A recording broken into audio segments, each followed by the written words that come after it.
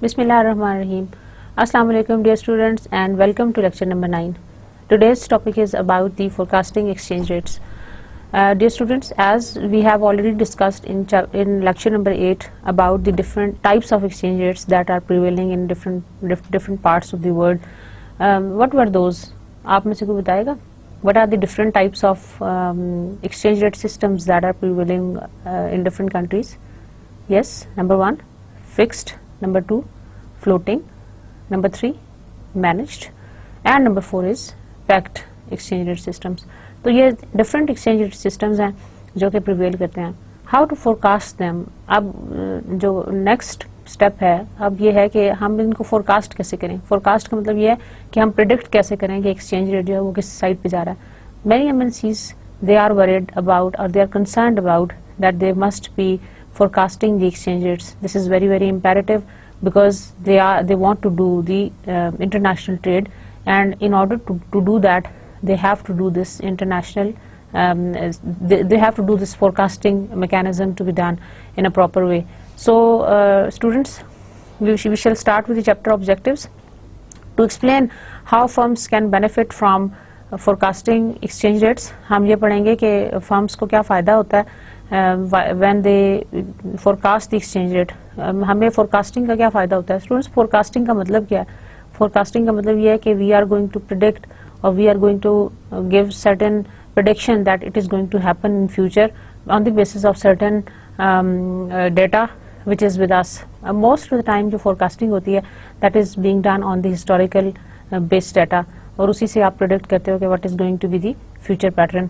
Forecasting बहुत important subject है, बहुत इम्पॉर्टेंट टॉपिक है, बहुत इम्पॉर्टेंट इशू है in all the fields of business, चाहे वो मार्केटिंग है, चाहे वो फाइनेंस है, चाहे वो एचआर है. हमने एचआर में भी अपनी एचआर की फोरकास्ट करनी है, नीड्स फोरकास्ट करनी है. Similarly we want to do certain forecasting of all the business operations and all the business functions. That is very imperative for any kind of a business organization.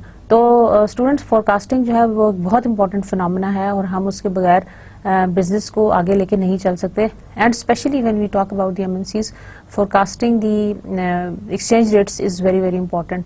तो हम इस chapter में क्या क्या पढ़ेंगे? We are going to explain how firms can benefit from forecasting exchange rates. To describe the common techniques used for forecasting, हम different methods of forecasting पढ़ेंगे कि कौन कौन से methods हैं which are being used for the forecasting purpose, and to explain how forecasting performance can be evaluated. और हम ये भी देखेंगे कि forecasting performance जो है उसको हम किस तरह से evaluate करेंगे, like हम उसको measure करके किस तरह से हम compare करेंगे कि whether we are going up to the mark or not. So these are the different objectives of our chapter. Why firms forecast exchange rates? अब firms को क्या ज़रूरत पड़ी हुई है कि वो exchange rates को forecast करें? हमने different systems पढ़े हैं और हमने ये भी उसमें पढ़ा कि government जो है वो intervene करती है fixed के अंदर, floating के अंदर जो है वो free demand and supply forces से set होता है, and managed में किसी हद तक government का influence है, और packed में you peg it to different currency or some unit of some other unit of a certain product जिसके साथ आपने अपनी currency को peg करना है. तो हमें क्या ज़रूरत पड़ी हुई है? What is the need or why do firms forecast exchange rates? MNCs need exchange rate forecast for their hedging decisions, short-term financing decisions, short-term investment decisions, capital budgeting decisions, earning assessments and long term financing decisions.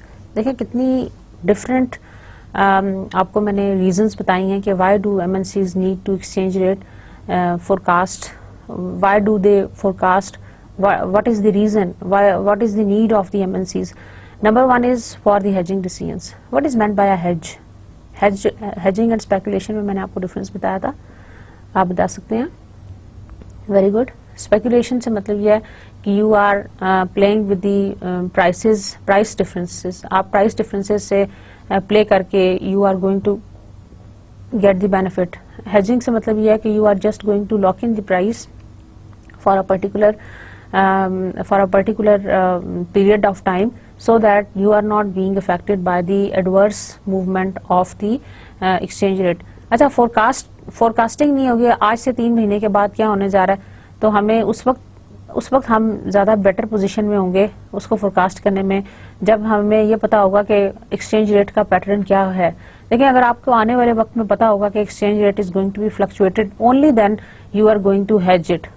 ठीक है ना, मतलब उसकी base line क्या है कि we are expecting exchange rate is going to be changed in future. तो अगर एक्सचेंज रेट चेंज होने जा रहा है फ्यूचर के अंदर, तो तभी आप उसको हेज करेंगे। तो इसका मतलब ये हुआ कि हेजिंग से जो पहले आपको जरूरत है वो है फोरकास्टिंग की।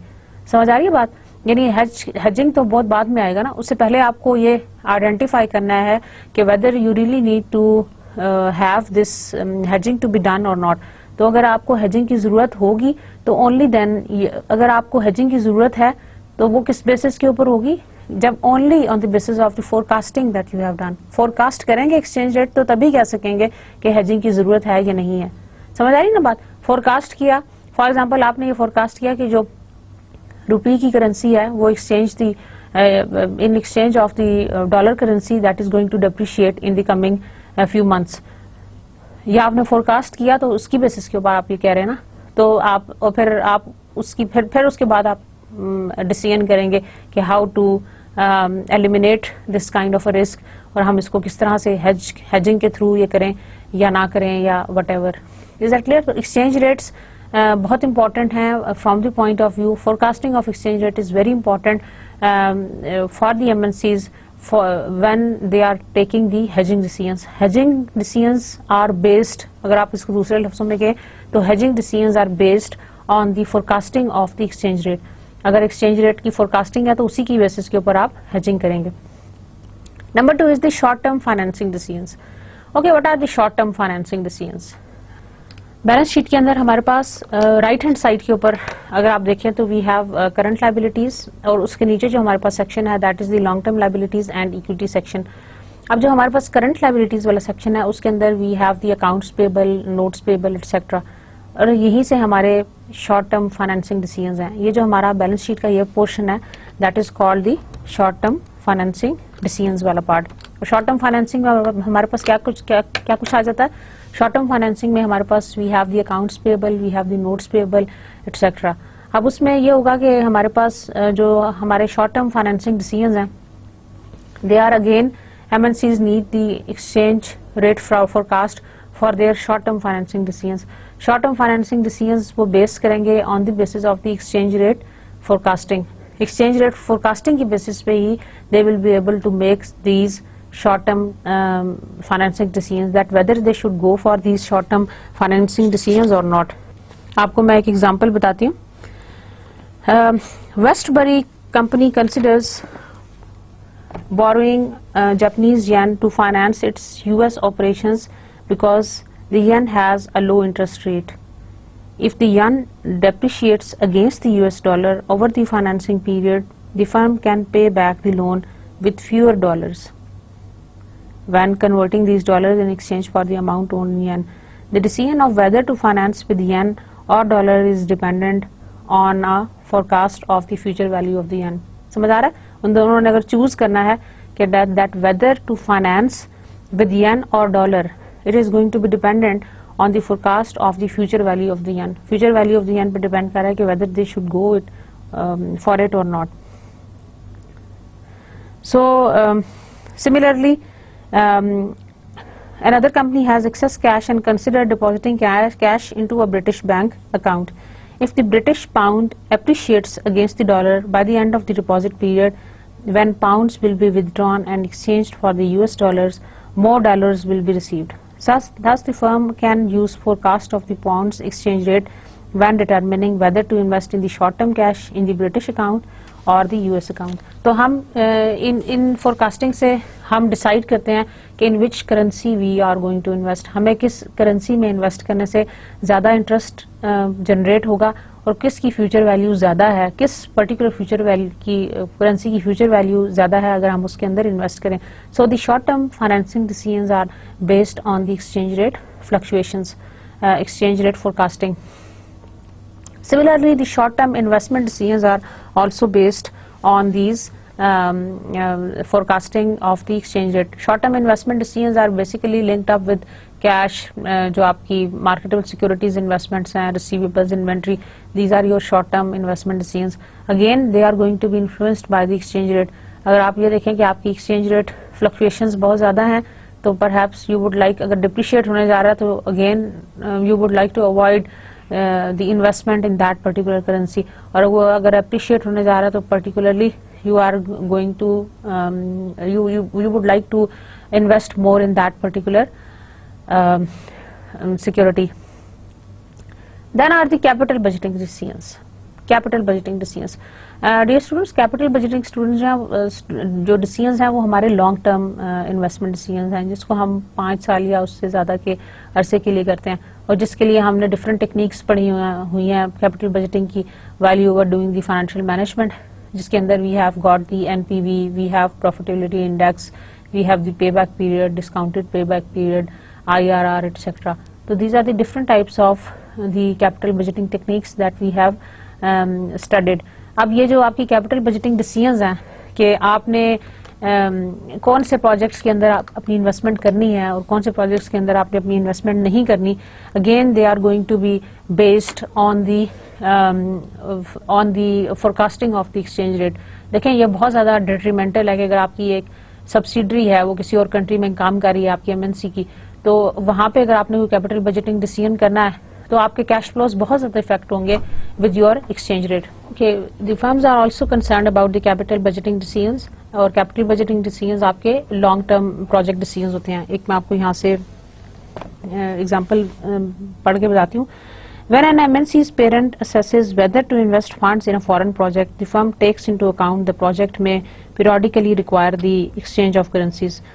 The capital budgeting analysis can be completed only when all estimated cash flows are measured in the parent's local currency. देखें जो capital budgeting decisions हैं, basically they are going to be taken at the MNC headquarter, जो आपकी parent company है, जो local आपकी company है, उस currency, local currency के अंदर आप सारे decisions करेंगे.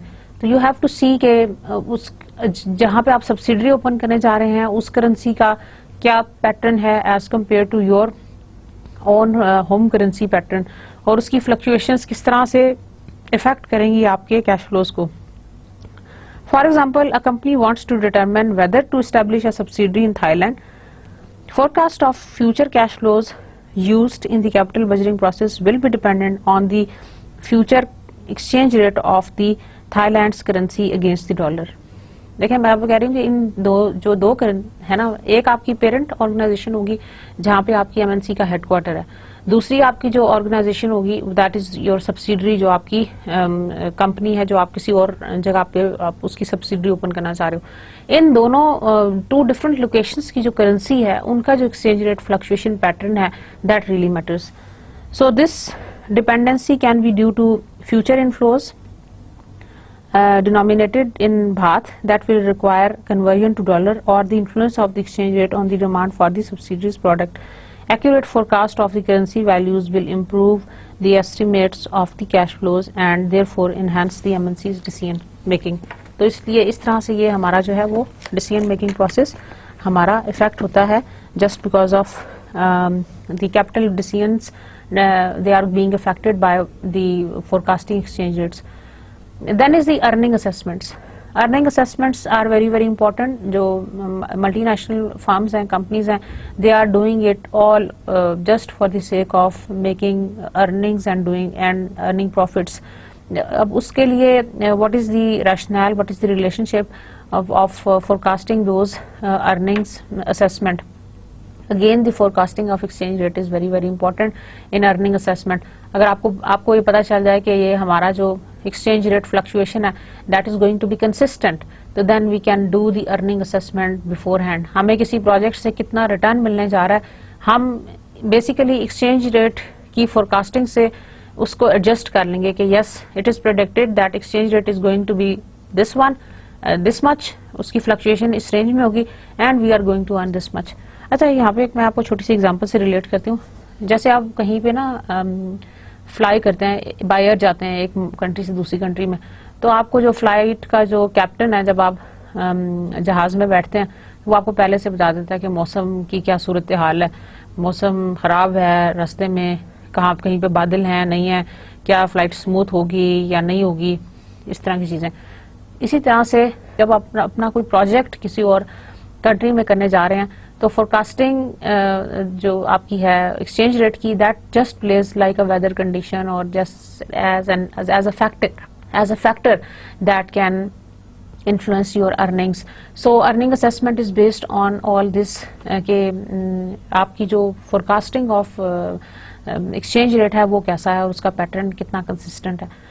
And also the long term financing decision, very much related. long term financing decisions, जो आप अपना stocks में इन्वेस्ट करना चाहते हैं, बॉन्ड्स में इन्वेस्ट करना चाहते हैं, फॉरेन करेंसी में इन्वेस्ट करना चाहते हैं, जो हमारे पास इंटरनेशनल स्टॉक एंड बॉन्ड्स वाला, जब मैंने आपको पढ़ाया था कि क्या क्या इंस्ट्रूमेंट्स अवेलेबल हैं फाइनेंशियल मार्केट के अंदर, तो वहाँ पे आप चूज करेंगे among different bonds and stocks and different instruments which are being used for the financing decision. तो long term financing decision is based on the forecasting of the exchange rate that are prevailing in the market. और forecasting उसकी आप करेंगे तो तभी आप decide कर पाएंगे कि मुझे कौन से बॉन्ड में इन्वेस्ट करना चाहिए. क्या यूएस के बॉन्ड्स ले लूं मैं, या चाइनीज बॉन्ड्स ले लूं, या मैं जो यूके बेस्ड बॉन्ड्स ले लूं, या मैं रुपी डिनोमिनेटेड बॉन्ड्स ले लूं, मैं क्या ले लूं, वो सब बेस करेगा on the forecasting of the exchange rate.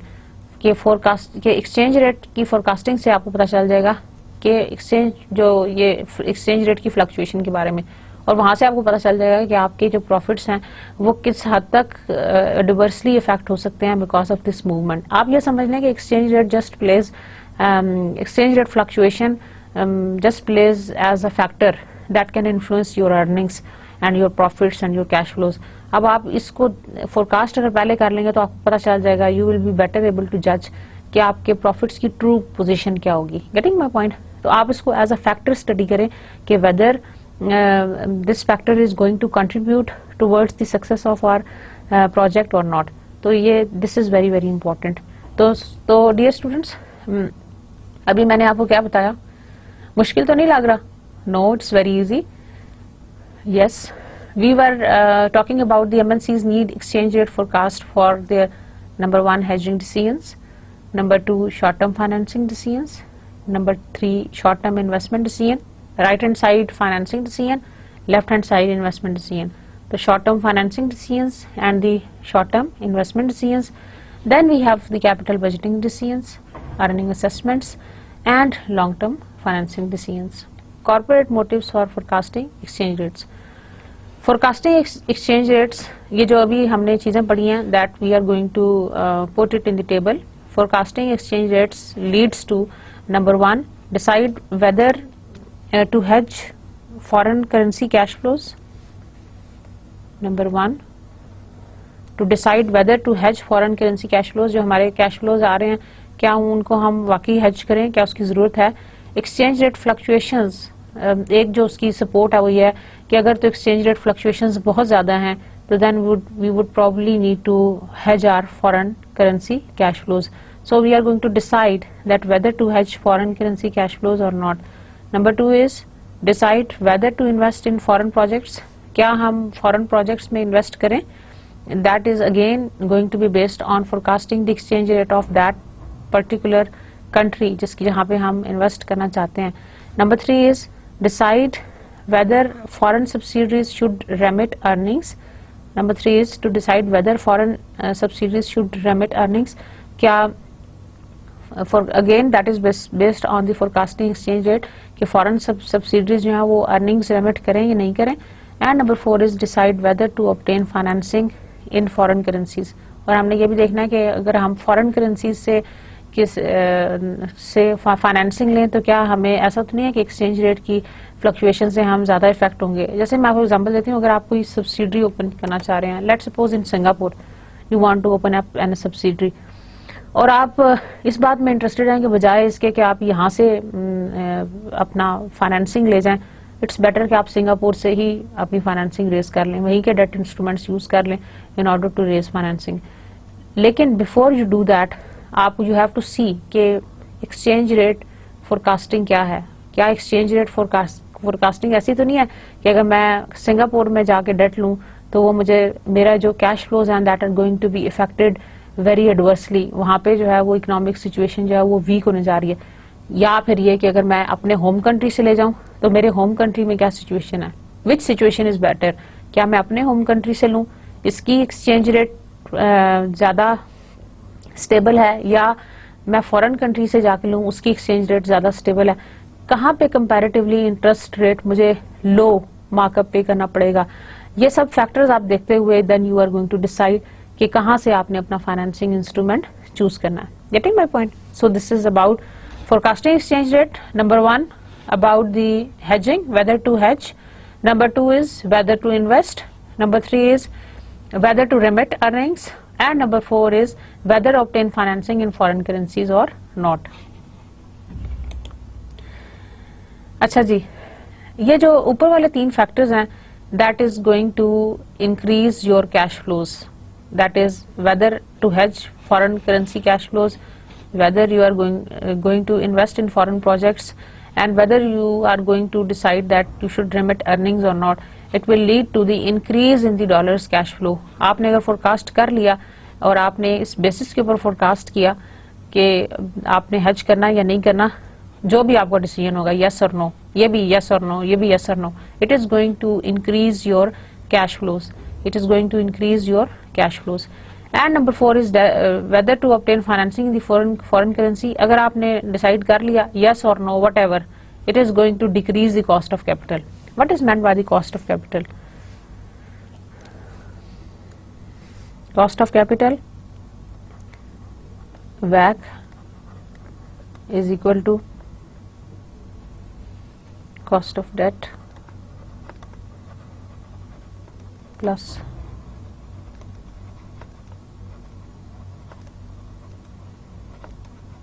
cost of preferred stock plus cost of common stock. WACC stands for, यहाँ लिखती हूँ आपके लिए, weighted average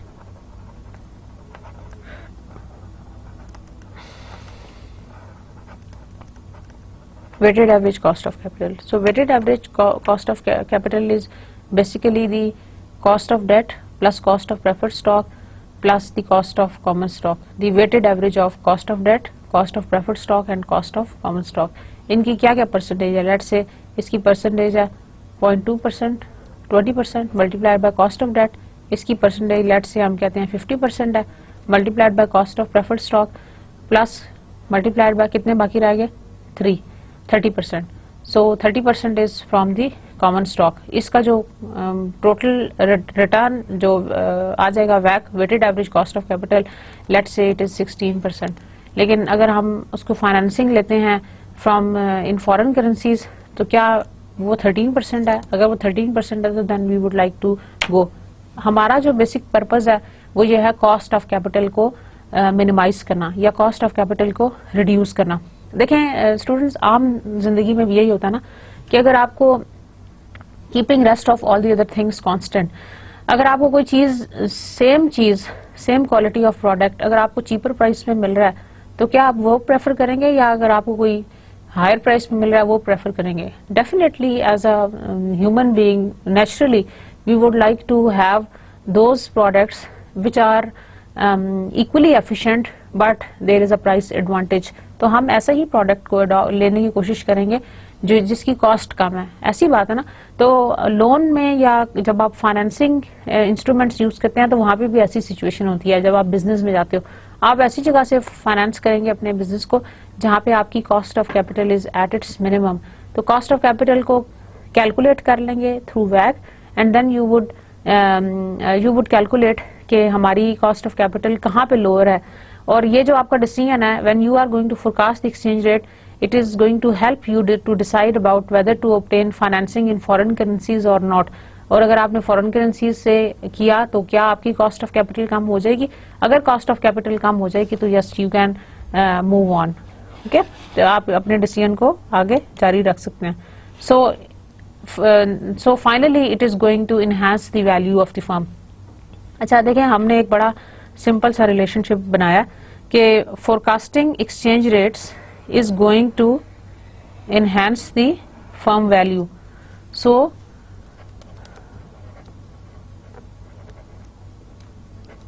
forecasting exchange rates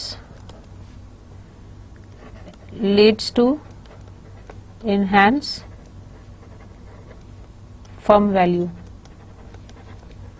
यानी कि हमारा जो फोरकास्टिंग एक्सचेंज रेट्स है, eventually ultimately it ends up to increase the firm's value. So forecasting exchange rates leads to enhance the firm value. Firm की वैल्यू इनहांस हो जाएगी। और value enhance क्यों होगी? क्योंकि उसके कैश फ्लो ज्यादा हो गए हैं, नंबर 1, एंड नंबर 2 इज कि उसकी कॉस्ट ऑफ कैपिटल जो है वो कम हो गई है।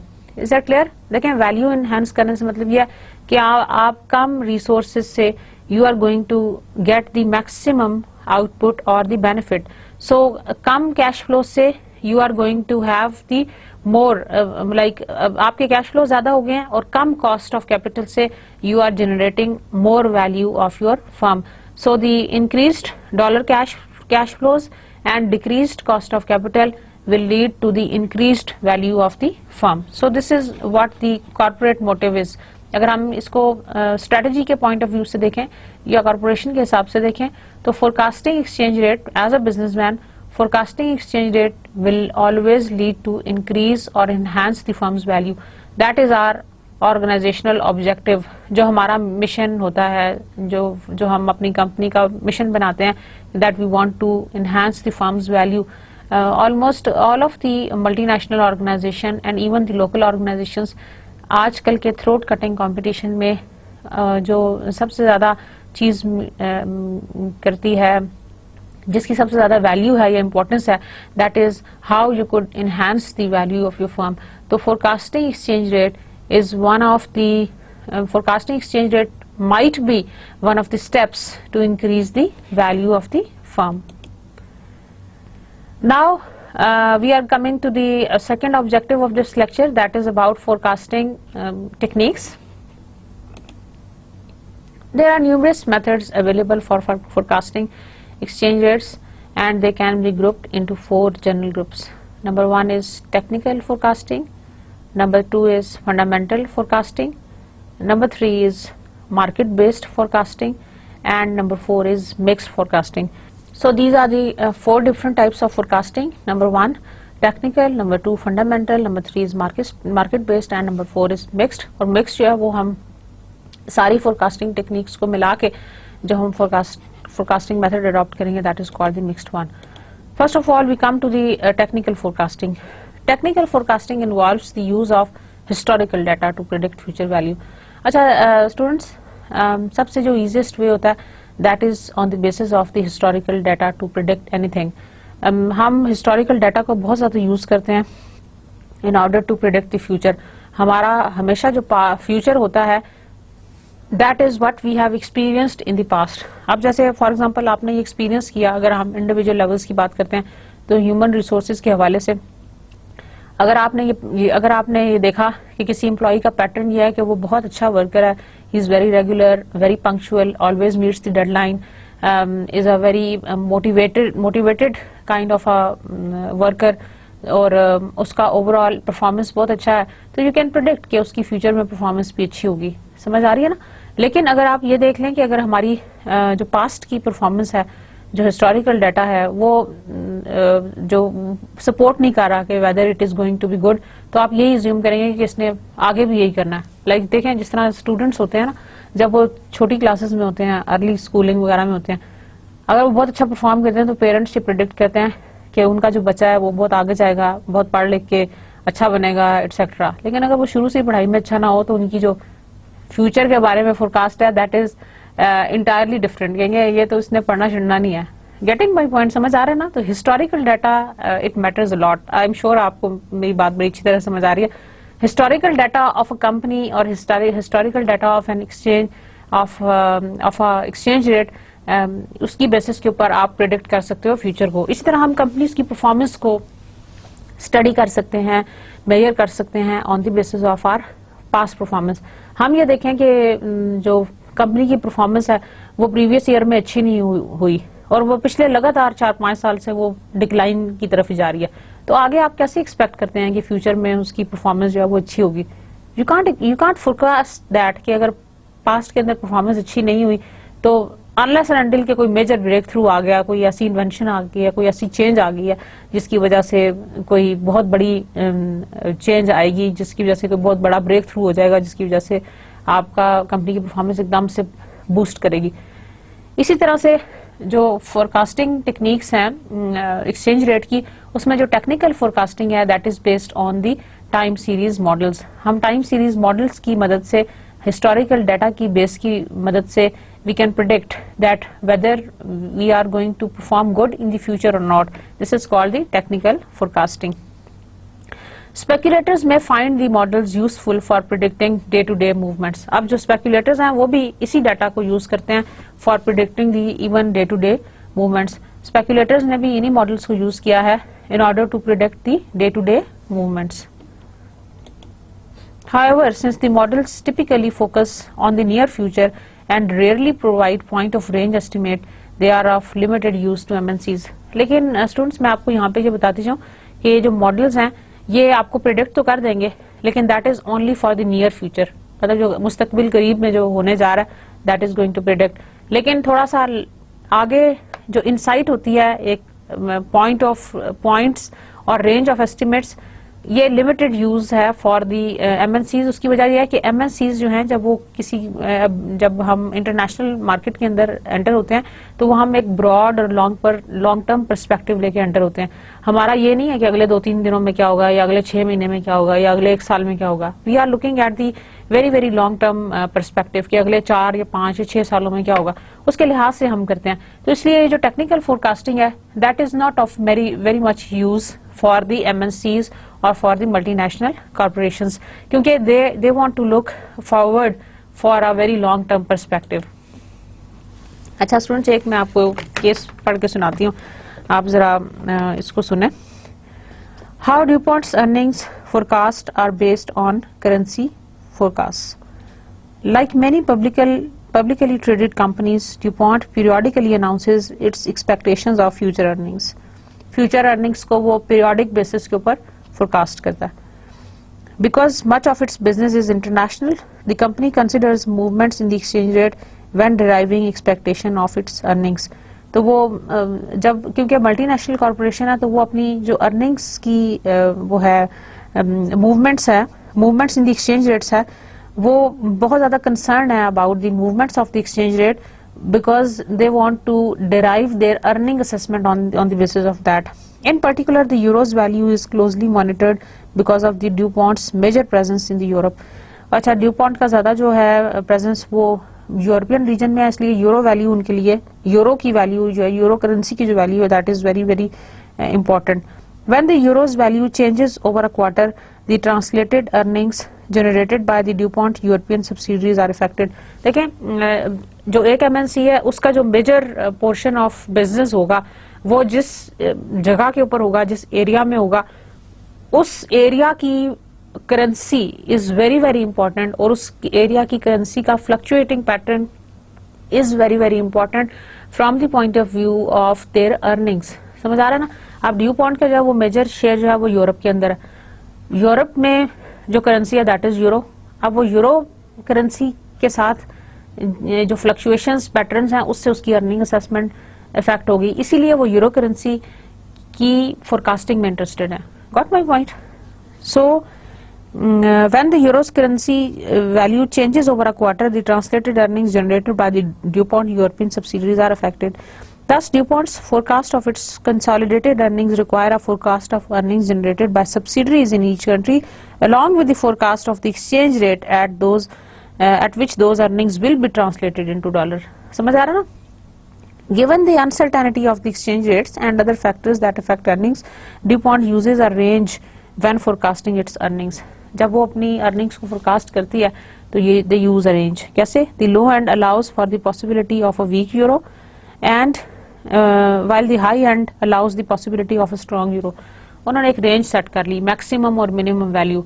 Like euro can go up for example up till 140 and it can go down up till 135. इन्हीं दो रेंजेस के दरमियान में वो एक्सरसाइज करेगा बेस्ड ऑन देयर फोरकास्टिंग. उन्होंने एक रेंज या लिमिट सेट कर ली. Investors attempting to value DuPont stock use the company's earning forecast to derive its expected future cash flow.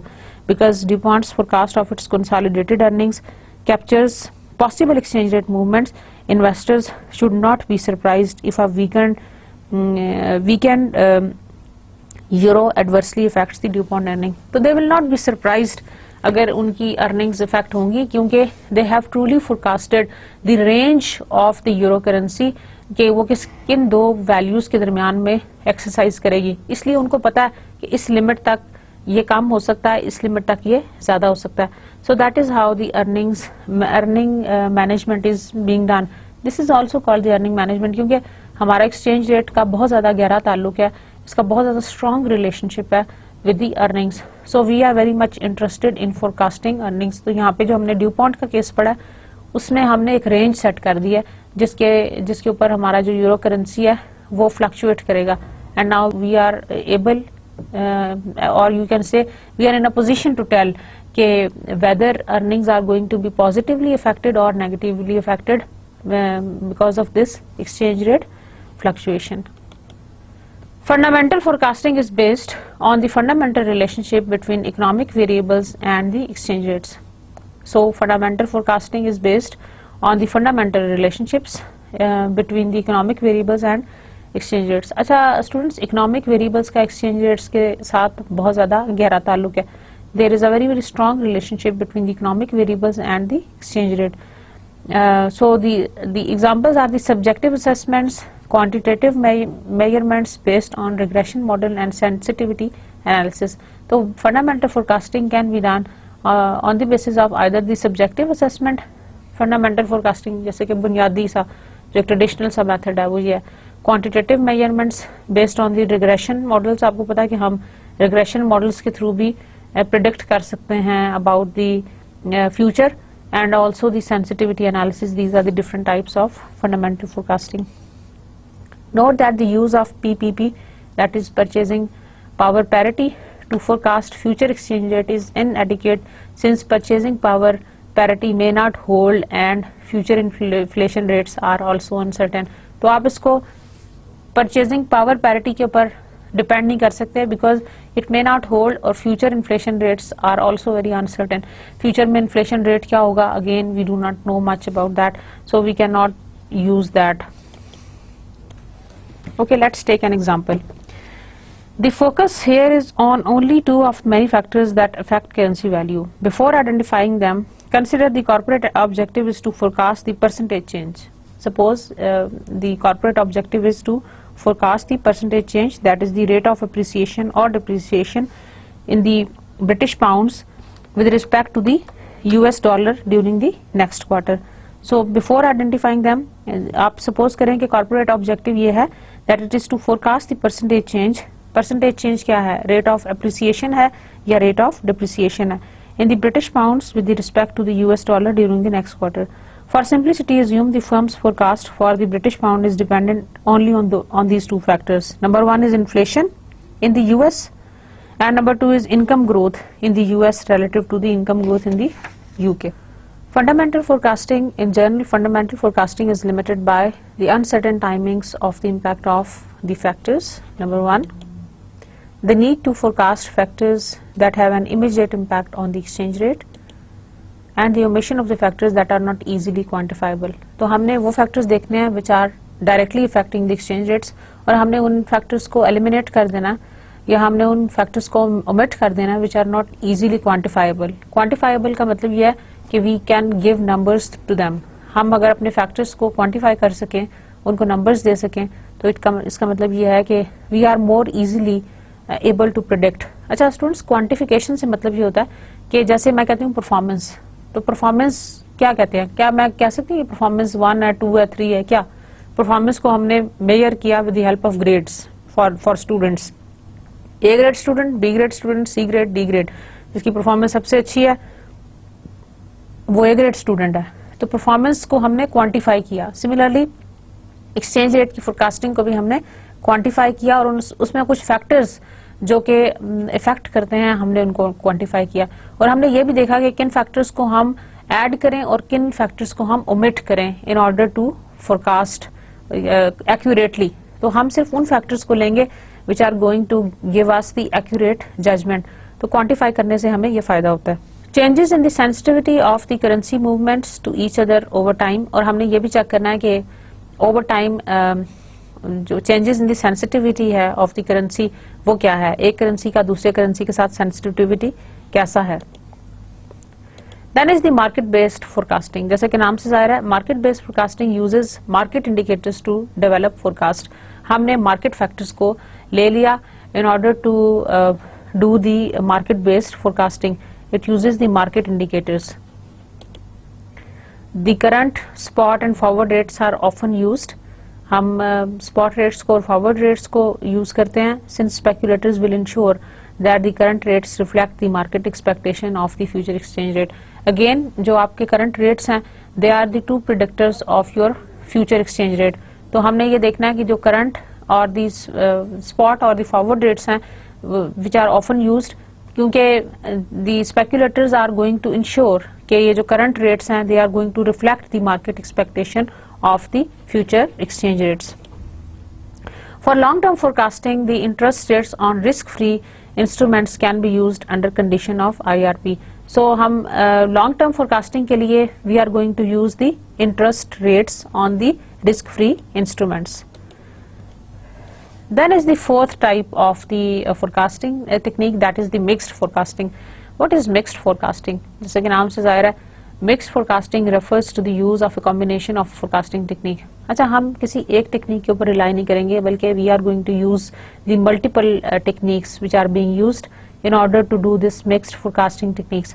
तो मिक्स्ड फोरकास्टिंग से मतलब ये है कि we are just not depending on either the technical और the fundamental forecasting, but we are using the all techniques or perhaps 1, 2 or 3 different combinations of forecasting techniques in order to accurately measure that whether we are going on the right track or not. तो ये बहुत important होता है कि आप एक criteria पे इन्हिसार करने के बजाय मल्टीपल पे करें। जैसे कि मैं आपको एग्जांपल दूं स्टूडेंट्स, आपकी परफॉर्मेंस को हम सिर्फ एक पेपर के ऊपर जज नहीं करेंगे कि आपने टर्मिनल पेपर में क्या किया। We have multiple of evaluations. हम आपकी क्विजेस भी लेते हैं, हम आपकी असाइनमेंट्स भी लेते हैं, समटाइम्स ग्रेडेड बोर्ड भी लेते हैं, मिड टर्म भी आपका होता है, फिर फाइनल होता है और फिर आपका एग्रीगेट बनता है कि आपका रिजल्ट क्या। तो we are not just relying on one test के एक टेस्ट से हमने इवैल्यूएट कर लिया। Mixed method is always very beneficial, and that is more sophisticated and that can be trusted more easily as compared to, उसको आप trust भी ज्यादा कर सकते हो as compared to some other technique। अगर single हो तो उसको आप इतना ज्यादा rely नहीं उसके ऊपर कर सकते। The actual forecast is a weighted average of the various forecasts developed। तो actual forecast जो होती है that is going to be the weighted average of the various forecasts developed। आप different forecasts को weightage दे दें, like आप क्या लें, technical वाला बड़ा strong है तो you give it a percentage of, let's say आप क्या लें कि forecast जो technical forecasting है उसको आप कहते हैं that is very much weaker judgment, तो उसको आप दे दें 20%। fundamental को perhaps आप कहते हैं कि ये बहुत ज़्यादा strong है तो आप उसको 9% दे दें, तो आपका ये वेटेड एवरेज बन जाएगा। लाइक 90% आप दे रहे हैं प्रेफरेंस फंडामेंटल को और 20% आप ओनली दे रहे हैं to the technical forecasting. And जो आपका फाइनल आएगा that is going to be your actual forecast which is the weighted average forecast of the various forecast which are going to be developed. So forecasting services, The corporate needs to forecast currency values has promoted some consulting firms and investment commercial banks to offer forecasting services.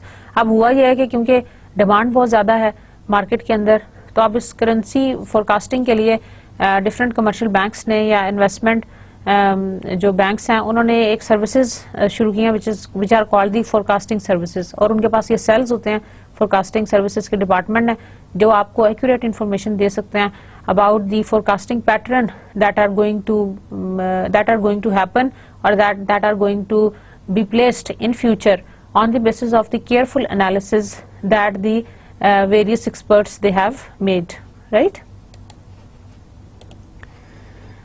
One way to determine the value of the forecasting services is to compare the accuracy of its forecast to the publicly available and the free forecast. पहला जो उसका एक जो तरीका वो ये है कि it is to compare the accuracy of its forecast.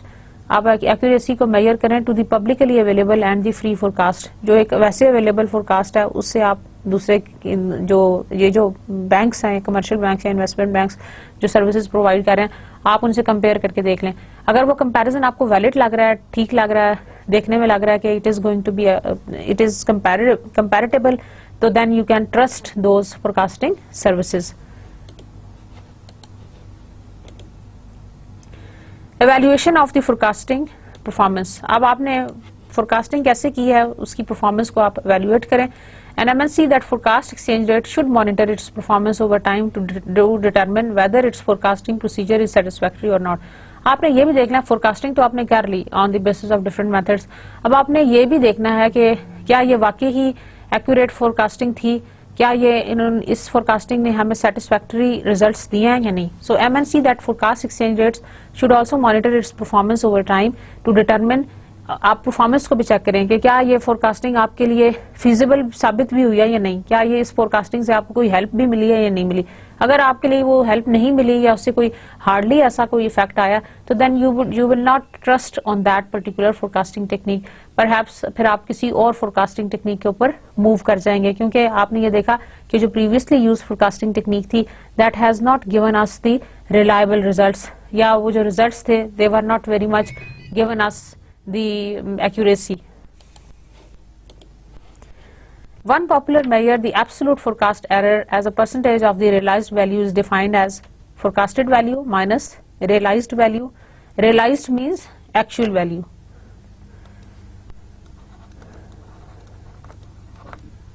Divided by realized value. This is going to give you the percentage difference.